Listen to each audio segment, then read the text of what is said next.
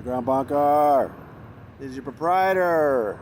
It is Wednesday afternoon after day one of deliberations at the Danny Masterson retrial. Well, we had quite a morning when the government finished up its rebuttal on the closings. And I want to preface what happened by focusing first on defense attorney Philip Cohen.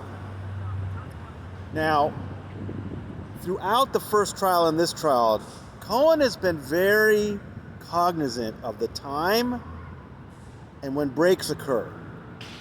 And there have been a few times when there's maybe only a few minutes to go before a break, and it's his turn, and the judge has asked him, do you want to wait until after the break? He says no. He knows that it's much better just to say a few things and not let what the prosecution has said linger over an entire break with that jury, right? Well, I think he might have thought about that a little bit more yesterday, because by taking as much time as he did, Deputy DA Reinhold Mueller was then left with a relatively short amount of time for the rebuttal yesterday afternoon, and it had to be completed this morning. And as I pointed out yesterday, DA Mueller had some very strong things to say yesterday. After a little bit of a slow start, he had some very strong things to say about force in these alleged forcible rapes. And now the jury's had all night to think about that. We come back in the morning, and Mueller picks up again. And Cohen cannot say a word at this point in front of the jury. That doesn't mean he didn't put on a show. If you saw my sartorial splendor alert this morning, wow, he saved the best for last. He's had some very fine outfits. Yesterday's chocolate Guys and Dolls three-piece striped suit was a winner for sure. But I think we've seen it before. But today's getup, I mean, he was getting catcalls when he walked in. People were stunned.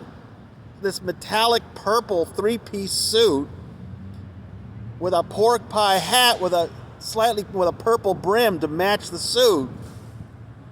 I mean, this was Cohen just about at his best. He really made an impression on everybody, but he couldn't say a word. He was stuck there as DA Mueller then went on with his rebuttal. And again, started out a little slow, made some kind of obscure points about note-taking, but then he got on a roll. And remember, what he's doing in this rebuttal is to respond to things that Cohen had said in his closing argument. So in particular, there was something that Mueller said really offended him. And that was the moment during the Jane Doe 2 incident when Danny went to get a towel to help her clean up, and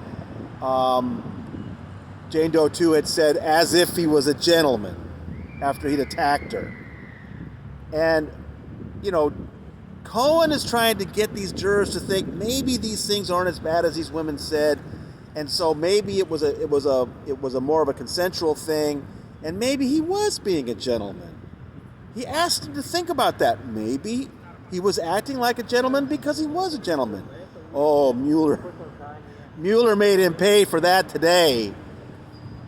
You saw it in my notes, the repetition. Was he being a gentleman when he smothered Jane Doe 1 with a pillow? Was he being a gentleman when he put his hand around her throat? Oh, that was Reinhold Mueller at maybe his most worked up. It was a very powerful litany that he went through with Jane Doe 1, Jane Doe 3. And I thought it was amazingly effective, and especially on a day when Cohen can't open his mouth. Bad planning on Cohen's part. He should have made his statements yesterday a little shorter, maybe. I don't know if that would have made a difference, but I knew he had to be squirming today. Mueller made numerous very good points after that, just really strong. He talked about he's trying to put Masterson's acts in context in a way that it hasn't really been done before in his trial. For example, he brought up, really for the first time, the idea that what Danny did took planning, that this wasn't spontaneous stuff, that he thought about how he was going to drug these women, how he was going to put it into the drink, how he was going to give them the drink, how he was going to convince them to drink the drink, and how that was going to move into an attack. Also, he brought in a kind of a moral dimension that I don't know you're always going to hear in a criminal case, but he was saying not only did he have those planning stages, but each of those steps was a fork in the road where he could have realized what he was doing and stopped, but he kept moving forward. It was like Mueller wanted you to think that one incident was actually like 15 crimes. Again, Cohen can't say a word. So he then finishes with the appeal to the jury. There's only one choice. It's guilty. We're counting on you to, return a guilty verdict. And then it was the judge's turn to give some additional instructions about selecting a jury foreman and some of the logistics about what they were going to be doing. And then had the bailiff swear an oath to take control of the jury. This is the part that Cohen says tears him up. And it is an important and interesting thing to see. And then the jury filed out. The 12 regular jurors went into the jury room to deliberate. The 7 alternates were taken to a separate jury room. They just have to. They're not supposed to deliberate. I got to tell you, being an alternate in this situation is pretty tough because you're not only separated from everybody, you can't even talk to each other about it. So the 12 jurors began their work, and that was just before 10 a.m. this morning. And so then Cohen had something to say. You probably knew this was coming, didn't you? Cohen really didn't like the fact that Anson and then Mueller kept talking about Danny Masterson drugged these women and raped them. Drugged them and raped them. Drugged them and raped them. Over and over and over. And, Cohen has made the point this is not a drugging case. He's not being charged for drugging the women. He's being charged for forcible rape. And he made it sound like these DAs had done something wrong by emphasizing the drugging in their closings. And he moved for a mistrial. I think that's only 3 for this trial. So he actually had very few motions for mistrial compared to last time. But yes, he moved for a mistrial based on that. And he said, if I don't get to move for a mistrial, I want the right for a sur rebuttal. In other words, give the defense one more time for the jury to answer that. And then if you can't have that, at least a jury instruction to tell the jurors that this is not a drugging case. But Judge Olmedo was ready for him. I mean, she read from her, I think, March 28th ruling about what evidence was going to be allowed in this trial. Of course, that was the big ruling she made on Scientology. But she also made the ruling on drugging. She was going to allow drugging because, and she explained, she just read from the ruling for quite a while. But the thing that struck me was she explained, as long as the defense is going to cross-examine these women on what they could and couldn't remember, then the prosecution should be allowed to bring in drugging evidence. In other words, you're making a big deal about the fact that these women were semi-conscious, coming in and out of consciousness, their memory was affected by what happened. Why? Because they were drugged. So as long as you're going to try to base your defense on that, the prosecution gets to bring in the drugging information. And so she said that they're intertwined. The drugging and the raping are intertwined. The DA doesn't have to separate them for the law.